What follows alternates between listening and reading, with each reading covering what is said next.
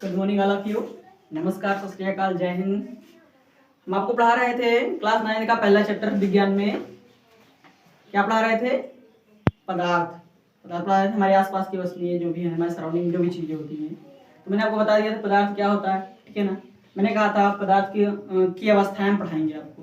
तो आज हम आपको पढ़ा रहे हैं पदार्थ की अवस्थाएं, ठीक है ना। तो पदार्थ की अवस्थाएं कितनी होती है? अच्छा, नियम के अनुसार जो आपको 9th में पढ़ना है वो होती है 3। कितनी?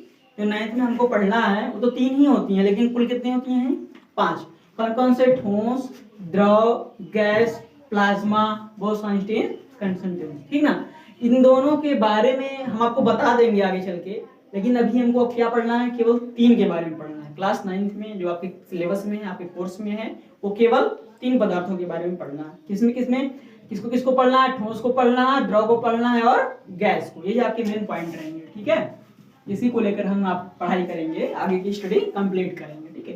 तो थोड़ा सा ठोस के बारे में हम समझते हैं, ठोस होता क्या है। ठीक, आप देख रहे हो कि मैंने ठोस को बना दिया, ठीक है ना। इसमें देखो एकदम पास पास में इसके कण है ना। ठोस के जो कण है एकदम पास पास में दिख रहा है आपको, मैं बना के दिखाया, ठीक है ना। द्रव में देखो थोड़ा सा दूर दूर है और गैस में बहुत दूर दूर है ना। समझाने के लिए मैंने सिर्फ बता दिया, ठीक है। आगे चलते हैं, देखते हैं ठोस की क्या कंडीशन होती है, कैसे समझेंगे ठोस कैसे होता है, ठीक है। ठोस में लिखा हुआ है निश्चित आकार। ठोस का, कोई भी ठोस होता है, कोई भी पिंड होता है, तो उसका आकार क्या होगा? निश्चित होगा। कोई भी चीज लेकर, मान लीजिए मार्कर है, ठोस है, तो इसलिए इतना ही बड़ा रहेगा। बढ़ सकता है क्या? नहीं बढ़ेगा। निश्चित बीमाएं, इसकी जो साइड्स हैं, इसको जो बीमाएं हैं, ये चीज ये सब क्या है? इसकी निश्चित होंगी। जिस साइज का होगा वो बीमाएं क्या होंगी? उसकी निश्चित होंगी, ठीक है ना। ये कठोर भी होता है, ठोस कठोर होता ही, ये सब लोग जानते हो। असंपीडन मतलब होता है इसको हम प्रेशर करके, इसको हम पीट करके बढ़ा नहीं सकते, ठीक है ना। बढ़ाने में बहुत प्रॉब्लम होगी, ठीक है ना। निश्चित आयतन, इसका आयतन यहाँ पे जितना है कहीं और रखोगे उतना ही स्थान लेगा। जितना आयतन यहाँ पे इस वस्तु का यहाँ पे है, इससे अगर हम कहीं और रखेंगे उतना ही आयतन ये वस्तु ठोस का लेगा, ठीक है ना। जैसे आपने बता दिया मेज, ईंट, मेज है, मेज जहां रखोगे, जिस जगह पे रखोगे उसी उतना ही स्थान लेगी।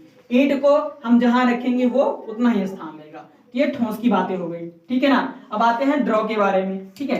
द्रव में क्या होता है? अनिश्चित आकार होता है। इसका आकार अनिश्चित, तो हम जहां पे इसको रखेंगे वो फैलता चला जाता है, उसका आकार निश्चित नहीं होता है, ठीक है ना। अनिश्चित बीमाएं, जब आकार निश्चित नहीं है तो बीमाएं भी निश्चित नहीं हो सकती हैं, इसलिए बताया गया कि अनिश्चित बीमाएं। ये बहाव, हम कहीं भी द्रव को छोड़ दें तो बहता चला जाता है, मतलब उसमें क्या होता है?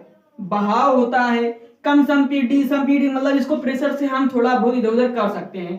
जैसे मान के लिए गुब्बारा लेंगे, गुब्बारे में हम भर देंगे, क्या भर देंगे? वाटर। वाटर को अगर हम उसको प्रेस करेंगे तो क्या हो जाएगा? इधर से तो भाग जाएगा, भागता है, ठीक है ना। निश्चित आयतन, इसका मतलब होता है उसको हम जिस जगह रखेंगे, जिस बर्तन में रखेंगे, उस पूरे बर्तन में वो क्या हो जाएगा? फैल जाएगा। तो बर्तन के आयतन के हिसाब से वो अपना आयतन निश्चित कर लेता है, ठीक है ना। जैसे पानी और दूध, दूध की बात करें या पानी की बात करें, अगर किसी बर्तन में हम रखते हैं, जब उसमें रखेंगे तो सिर्फ बर्तन के आयतन के हिसाब से वो अपना आयतन क्या कर लेगा? निश्चित कर लेगा। बात समझ रहे हैं, ठीक है ना। आगे चलते हैं गैस के बारे में। गैस में अनिश्चित आकार, निश्चित बीमाएं। गैस होता है कहाँ, किस आकार का होता है हमें पता ही नहीं चलता, ठीक है ना। एक ग्लास है, एक ग्लास है, एक कमरा है, तो पूरा एयर से भरा हुआ है, पूरा गैस से भरा हुआ है, उसका आकार निश्चित हम नहीं कर सकते, ठीक है ना। अनिश्चित, जब आकार निश्चित नहीं है तो बीमार भी निश्चित नहीं होंगी, ठीक है। इसका बहाव, बहाव का मतलब होता है ये फैलता बहुत जल्दी है, ठीक है ना। ये फैल जाता है, ये बहता नहीं, फैलता है, ठीक है ना। अधिक संपीड़ित मतलब इसको अगर प्रेशर करेंगे तो ये यहाँ पे हम प्रेशर करेंगे तो यहाँ का जो वायु है वो किस एरिया में घूम जाए किसी को पता, मतलब ये बहुत जल्दी से क्या हो जाता है, ये अपना आकार चेंज कर देता है, ठीक है ना। अनिश्चित आयतन, इसका आयतन अनिश्चित होता है, क्योंकि अगर हम किसी बर्तन में इसको रखते हैं तो उस बर्तन के हिसाब से आयतन तो है, लेकिन वो उड़ता है, इधर उधर होता रहता है, इसलिए इसका आयतन क्या है? अनिश्चित है। जैसे ऑक्सीजन की बात करें, ऑक्सीजन हर जगह अवेलेबल है, इस कमरे में है, इस कमरे के बाहर है, जिसका आयतन निश्चित नहीं हो सकता। कुछ कण यहाँ है, कुछ कण वहां है, कुछ कण वहां है, इसलिए क्या है? अनिश्चित है, ठीक है ना। यहाँ पे देखिए इसके मोल्स क्या है? दूर दूर है, ये बहुत जल्दी क्या हो जाते हैं? फैल जाते हैं। इनको इकट्ठे होने में थोड़ा सा टाइम भी लगता है, ठीक है ना। और ये द्रव में क्या होता है? ये जल्दी से इकट्ठे हो जाते हैं, कम इसमें कुछ समय लगता है। और ठोस को तो तुरंत इकट्ठे ही रहते ही है। ये हमेशा क्या होते हैं? एक एक छोटे छोटे कणों से बहुत सारा स्टोर होता है, और ठोस में बहुत क्या होते हैं? कठिन होते हैं, ठीक है ना। इनके मोल जो होते हैं बहुत पास पास होते हैं, इनमें संपीड़ित जो है बहुत ही कम होता है, ठीक है ना। इतना आप नोट डाउन कर लीजिए, स्क्रीनशॉट ले लीजिए, फिर मैं आगे पढ़ा रहा हूँ आपको, ठीक है।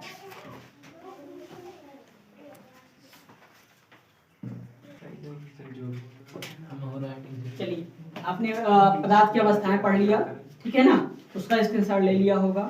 ठीक, अब आगे देखते हैं हम पदार्थ की अवस्था में परिवर्तन, पदार्थ की अवस्था में कि पदार्थ की अवस्था में कैसे चेंजेस हो जाते हैं, ठीक है ना। तो नियम है तापमान में बदलाव करके, तापमान में बदलाव करके हम कैसे किसी पदार्थ को कैसे किसमें चेंज करते हैं। देखिए ध्यान समझिएगा, मान के चलिए हमारे पास कोई ठोस है, ठीक है, द्रव है और गैस है। हमारे पास ठोस द्रव तीनों चीजें हैं, ठीक, या मान के लिए केवल ठोस है हमारे पास, क्या है, ठोस। तो ठोस में जब हम तापमान बढ़ाएंगे तो किस में बदलेगा, द्रव में बदल जाएगा, ठीक है ना। हम ठोस में क्या कर रहे हैं, तापमान को बढ़ा रहे हैं, प्लस कर रहे हैं, जमा कर रहे हैं, तो क्या हो रहा है, ये द्रव में बदल रहा है, ठीक है ना। अगर हम द्रव को तापमान बढ़ाएं द्रव में तो किस में बदल जाएगा, गैस में बदल जाएगा। बात समझ रहे हैं कि अगर हम तापमान बढ़ाते हैं ठोस को हम गर्म करते हैं, उसमें तापमान अधिक करते हैं तो क्या हो जाएगा, वो द्रव बनेगा, उसके बाद क्या बन जाएगा, वो गैस। एग्जाम्पल ले लेते हैं हम बर्फ की, किसकी एग्जाम्पल लेते हैं, किसका, हम बर्फ का। हमारे पास बर्फ है तो आपको बता है कि बर्फ क्या होता है, 0 डिग्री सेंटीग्रेड से कम जो होता है वह बर्फ होता है, ठीक है ना। अगर तुम्हारा तापमान 0 डिग्री होता है तो पिघलना स्टार्ट हो जाता है, बर्फ क्या होता है, पिघलना स्टार्ट होता है, पिघलते पिघलते क्या बन जाएगा, ये पानी बन जाएगा, बनता है पानी। पानी बनने के बाद जब और अधिक उसमें हम ताप बढ़ा देंगे तो क्या हो जाएगा, वो भाप बनकर वाष्प बनकर उड़ जाएगा, ठीक है ना। इसमें जो होता है, अगर कोई चीज गैस है, कोई चीज गैस है तो उसमें जब हम तापमान की कमी करेंगे तो क्या बन जाएगा, वो द्रव बन जाएगा। तापमान की कमी करेंगे तो क्या बन जाएगा, वो द्रव बन जाएगा। और द्रव को जब किसी और कम करेंगे, इसका तापमान कम करेंगे तो क्या बन जाएगा, फिर से वह बर्फ बन जाएगा। इसका सबसे सिंपल तरीका एग्जांपल है बर्फ का। बर्फ को आप तीनों अवस्थाओं में आसानी से इसका आप प्रैक्टिकल कर सकते हो, ठीक है ना। बात करते हैं द्रव दाब में बदलाव करके कैसे किसी को हम परिवर्तित करेंगे, ठीक है। मान लीजिए हमारे पास गैस है, क्या है, गैस, ठीक है ना। तो गैस का जब हम दाब हम बढ़ाएंगे, क्या बढ़ाएंगे, हम दाब। जब गैस हमारे पास इसका दाब बढ़ाएंगे, जमा करेंगे इसमें, तो क्या बन जाएगा, ये द्रव में बन जाएगा, ठीक है ना।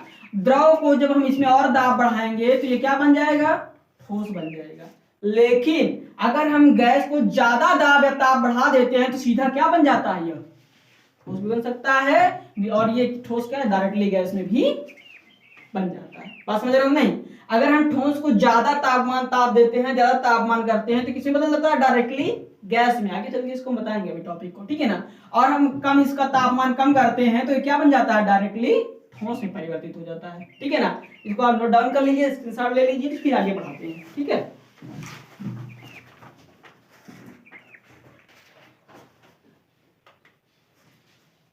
तो आपने देखा किस तरीके से ठोस द्रव गैस में क्या विशेषताएं होती हैं, मैंने आपको बताया, ठीक है। अब देखते हैं तापमान परिवर्तन की प्रभाव। तापमान परिवर्तन के प्रभाव मुख्य बिंदु हैं इसके 3, गलनांक बिंदु, क्वथनांक बिंदु, ऊर्ध्वपातन निक्षेपण। ये दोनों एक दूसरे के अपोजिट हैं, इसको भी समझाएंगे हम आपको, ठीक है।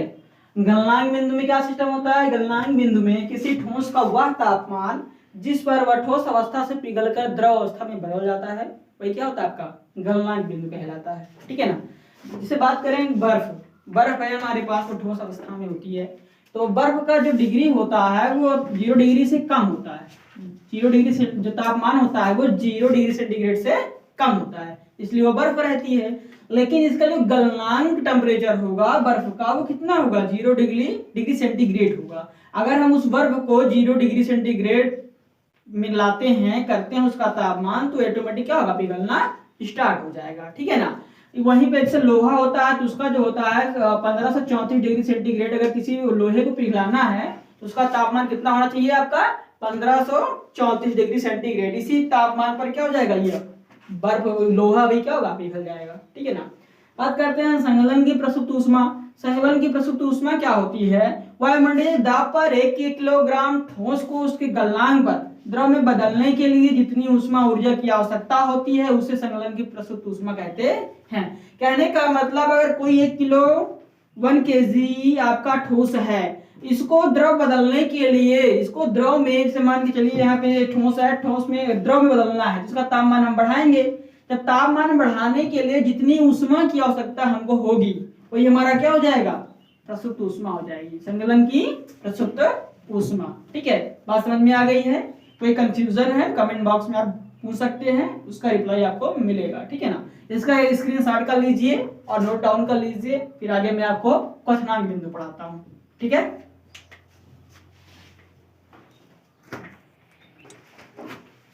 अच्छा, ठीक है, तो हमने समझ लिया कि गलनांक बिंदु क्या होता है। हम समझेंगे क्वथनांक बिंदु क्या होता है। ठीक है ना, क्वथनांक बिंदु वो आता है किसी द्रव का वह तापमान जिस पर वह द्रव अवस्था को छोड़कर गैसीय अवस्था में बदल जाता है, वही क्वथनांक बिंदु कहलाता है। ठीक है ना, कहने का मतलब कोई भी चीज है, कोई भी वस्तु है, कोई भी पदार्थ है जो द्रव अवस्था में है, द्रव अवस्था से किस में बदल जा रहा है, वो गैसीय अवस्था में। किस अवस्था में बदल जा रहा है? गैसीय अवस्था में बदल जा रहा है, उसी को हम क्वथनांक बिंदु कहते हैं। जैसे बात करें बर्फ की, तो बर्फ हमारे पास था, ठीक है ना, तो उसको मैंने 100 डिग्री सेंटीग्रेड तापमान पर क्या किया, मैंने उसका टेम्परेचर बढ़ा दिया। किसी भी द्रव का, यानी क्या हुआ, मान लीजिए बर्फ था, बर्फ पिघलकर द्रव बन गया था हमारा, गलनांक बिंदु में बर्फ ठोस था, वो गला, द्रव बना, और द्रव को हम 100 डिग्री से तापमान उसका करेंगे, 100 डिग्री सेंटीग्रेड करेंगे तापमान, तो ये जो हमारा द्रव है क्या बन जाएगा, वो भाप बनकर उड़ जाएगा, गैस बनकर उड़ जाएगा। ठीक है ना, तो किसी भी द्रव को, यानी कि द्रव को अगर हम बदलना चाहें किसमें, गैस में, तो कितना हमको टेम्परेचर बढ़ाना चाहिए, 100 डिग्री सेंटीग्रेड। ठीक है ना, इससे अधिक भी। ठीक है ना, वाष्पीकरण की गुप्त ऊष्मा क्या होती है? वायुमंडलीय दाब पर 1 किलोग्राम द्रव को अगर हमको बनाना है गैस, तो गैस बनाने के लिए जितनी हमें ऊष्मा की आवश्यकता पड़ेगी, वही हमारा क्या होता है, वाष्पीकरण की गुप्त ऊष्मा। ठीक है ना, तो क्या जिसे कहेंगे द्रव है, द्रव को मान के लिए हम द्रव है, यहाँ पे हमारे पास एक लिक्विड है ऐसे, ठीक, इसमें भरा हुआ है, इसमें हम आग लगा दिए, टेम्परेचर यहाँ पे बढ़ेगा इसका धीरे धीरे धीरे, तो क्या हो जाएगा, भाप बनकर क्या हो जाएगा, ये उड़ जाएगा, भाप बनकर उड़ जाएगा। तो यही हमारा तापमान 100 डिग्री सेंटीग्रेड के लगभग रहेगा। ठीक है ना, जो हमारे यहाँ तापमान होगा वो क्या होगा, 100 डिग्री सेंटीग्रेड, तभी तो ये भाप बनकर उड़ेगा।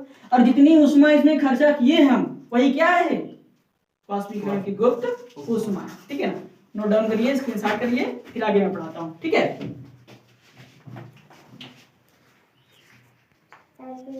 चलिए देख लीजिए ना आप, इसके पहले मैं पढ़ा आपको क्वथनांक के बारे में, अब आपको पढ़ाता हूँ ऊर्ध्वपातन क्या होता है। ठीक है ना, ऊर्ध्वपातन का मतलब सिंपल सा है, कोई भी ठोस द्रव अवस्था में बदले बिना सीधा डायरेक्टली किसमें बदल जाए, गैस में, वही हमारा क्या हो जाता है, ऊर्ध्वपातन होता है। ठीक है ना, और निक्षेपण क्या होता है, कोई भी द्रव है, कोई भी गैस है, कोई चीज गैस है, गैसीय अवस्था में है, और वो बिना द्रव में चेंज हुए सीधा कहाँ बदल जाए, क्या हो जाए, ठोस, फिर से वही ठोस बन जाए, वो क्या हो जाएगा, आपका निक्षेपण हो जाएगा।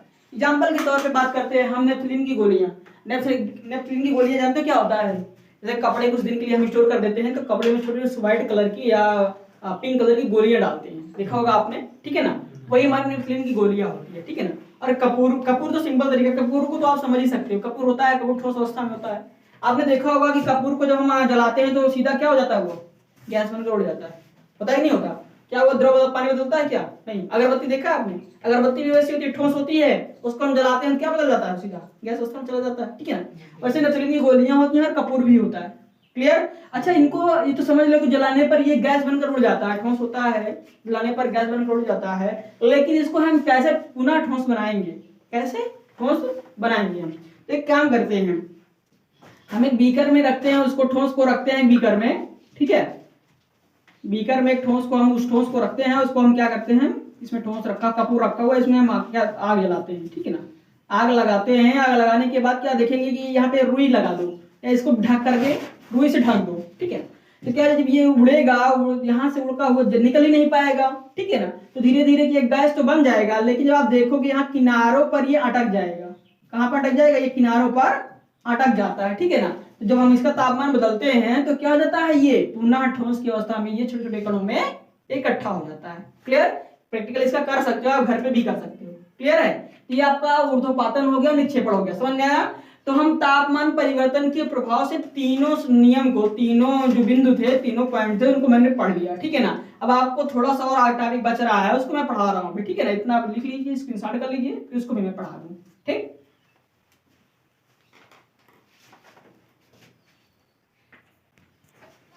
चलो देखिए, तापमान परिवर्तन के हिसाब से मैं स्ट्रक्चर के माध्यम से आपको समझाता हूँ। ठीक है, कोई भी चीज ठोस है, क्या है, ठोस। इसमें जब संघनन होगा तो क्या बदल जाएगा, ये द्रव में बदल जाएगा, ठीक है। और इसी द्रव में अगर वाष्पीकरण होगा तो क्या बन जाएगा, ये गैस बन जाएगा, ठीक है ना। अगर गैस में निक्षेपण होता है तो गैस क्या बन जाता है, ठोस। मैंने बताया था कि बिना द्रव की अवस्था में बदले हुए किसमें बदल जाए, ठोस। वो क्या हो जाएगा, आपका निक्षेपण हो जाएगा, ठीक है ना।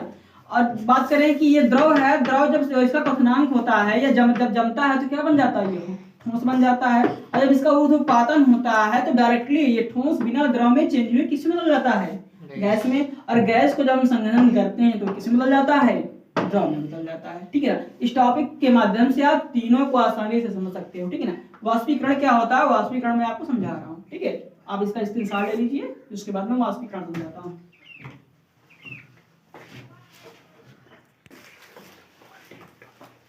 बात करते हैं हम वाष्पीकरण।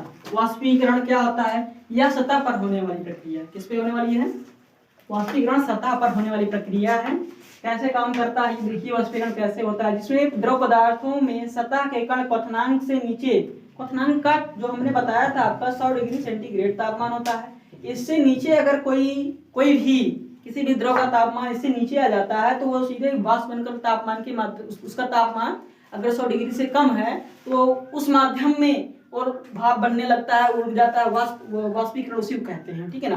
कहने का मतलब क्वथनांक के नीचे जो भी डिग्री पे अगर कोई भी चीज है, कोई भी द्रव है, वो वाष्प बन जाता है तो हमारा क्या हो जाता है, वाष्पीकरण हो जाता है, ठीक है ना। और यह किस पे डिपेंड करता है, सतह पर। उसका जितना सतह होगा उसी माध्यम से उसमें वाष्पीकरण अधिक होगा, ठीक है ना। वाष्पीकरण को प्रभावित करने वाले कारक कैसे, जैसे सतह का क्षेत्रफल बात करते हैं सतह का क्षेत्रफल। तो कहने का मतलब जिसका क्षेत्रफल अधिक होगा वो ज्यादा वाष्पीकरण करेगा, जिसका क्षेत्रफल कम होगा वह कम करेगा। जैसे बात करते हैं कप ले लेते हैं, हम क्या ले लेते हैं, मान लीजिए हमारे पास एक कप है, इसमें चाय है, और एक हम प्याला ले लेते हैं।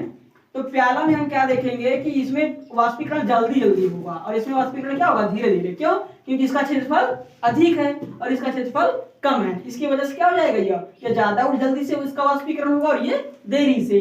तापमान का मतलब है जब हम किसी द्रव का तापमान बढ़ाएंगे, किसी द्रव का तापमान बढ़ाएंगे तो वो भी क्या हो जाता है, जल्दी उसमें जल्दी से वाष्पीकरण हो जाता है। तापमान बढ़ाने पर उसका वाष्पीकरण और तेजी से होने लगता है। आर्द्रता का मतलब ये होता है जैसे कपड़े हम सुखाते हैं, ठीक है ना। बात करें जैसे कोई भी हम कॉटन कपड़ा पहनते हैं, ठीक है ना। कॉटन कपड़ा पहनने में क्या होता है कि जब हम पहन लेते हैं उसको, पहनने के बाद हम देखते हैं कि उसमें कुछ जो है हमको ठंडा लगता है कि नहीं। इसका मतलब आर्द्रता में कमी हो गई, आर्द्रता में कमी हो गई, जिससे क्या होगा, उसका वाष्पीकरण धीरे धीरे होता है। जैसे बात करें बरसात में कपड़ा भीग जाता है तो देरी से सूखता है, इसका कारण क्या होता है, आर्द्रता में कमी, यानी कि जो हमारे वायु की कण है उनमें क्या है, आर्द्रता आ गई है, ठीक है, नमी आ गई है, इसलिए क्या उससे हमारे कपड़े देरी में सूखते हैं, ठीक है ना। वायु की गति जितना तेज होगा वाष्पीकरण भी उतनी तेजी से हो जाता है। जैसे हम कपड़ा सुखाते हैं, कपड़ा डालते हैं, धूप रहे या ना रहे, लेकिन अगर हवा तेज है तो जल्दी से वो कपड़ा सूख जाता है। इसका मतलब हम साफ समझ सकते हैं कि वायु की गति से भी वाष्पीकरण होता है, ठीक है ना। इतना पढ़ लीजिए। तो फिर मैं अभी आपको वो बताता हूँ, एक टॉपिक और छोटा सा बच रहा है, बहुत इंपॉर्टेंट टॉपिक है, ठीक है ना। शीतलता के बारे में बात करेंगे, तो इतना आप स्क्रीनशॉट ले लीजिए, पढ़ लीजिए, तो फिर उसको भी समझा दूंगा, ठीक है ना, शीतलता के बारे में।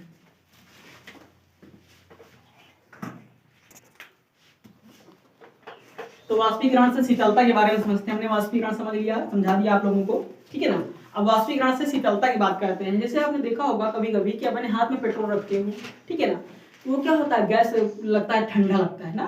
कोई भी चीज ऐसे रखते हो ज्वलनशील पदार्थ होने के बावजूद वो क्या होता है, वो ठंडा लगता है। क्यों ठंडा लगता है, उसका कारण है कि वाष्पीकरण प्रक्रिया के दौरान द्रव के कण अपने आसपास के वातावरण से ऊर्जा अवशोषित कर लेते हैं। क्या कर लेते हैं, ऊर्जा अवशोषित कर लेते हैं, और वातावरण से ऊर्जा की हानि हो जाती है। मतलब जैसे मान लीजिए पानी था हमारे हाथ में लगा या पेट्रोल था हमारे हाथ में लगा, तो उसने क्या किया, उधर के आसपास की ऊर्जा क्या किया, उसने अवशोषित कर लिया, ठीक है ना। जब अवशोषित कर लेता है तो वातावरण क्या लगता है, हमको ठंडा लगता है। वातावरण में कमी हो जाती है, ठीक है ना, उसमें की कमी हुई तो हमें क्या लग जाएगा, वो ठंडा लगेगा। जैसे बात करें हम कॉटन कपड़ा पहनते हैं, सूती कपड़ा पहनते हैं, सब कहते हैं ना गर्मी में सूती कपड़ा पहनना चाहिए। क्यों, क्योंकि जब हम गर्मी में सूती कपड़ा पहनते हैं तो उसमें पसीना आता है, पसीना आ जाता है तो क्या करता है, वह वातावरण, आसपास के जो वातावरण उसमें ऊर्जा अवशोषित कर लेती है। तो हमें हमारे शरीर की ऊर्जा को क्या करता है, वो कपड़ा अवशोषित कर लेता है, इसी वजह से हमको ठंडा लगता है। वो कपड़ा उसमें पसीना रहता है लेकिन फिर भी हमको क्या लगता है, वो ठंडा। गर्मी के महीने में गर्मी भी होती है, हमको लगता है वाह बहुत अच्छा लग रहा है, हवा में गया और अच्छा लगा। क्या होता है जब हमको वातावरण की जो ऊर्जा है वो हमारा कपड़ा अवशोषित कर लेता है तो वातावरण में कमी आ जाती है, ठीक है ना। हमारे तापमान में, हमारे शरीर के तापमान को क्या किया, हमारे कपड़े ने अवशोषित कर लिया, तो उसमें भाई कपड़े में तापमान में कमी आ गई तो हमको साफ सी बात ठंडा लगेगा, ठीक है ना। इसी वजह से कोई भी चीज हमको ठंडा लगता है, हाथ में जब कोई चीज रखते हैं हमको इसी वजह से ठंडा लगता है, ठीक है ना। तो आज के टॉपिक जो है खत्म होता है। अगली वीडियो में मैं आपको मिलेंगे इसी चैप्टर से कुछ प्रश्नों उत्तर को और कुछ पॉइंट्स को लेकर के, ठीक है ना, इंपॉर्टेंट बातें जो आपको पेपर एग्जाम में काम आने वाले हैं, ठीक है। आज के लिए इतना ही, दैट्स ऑल।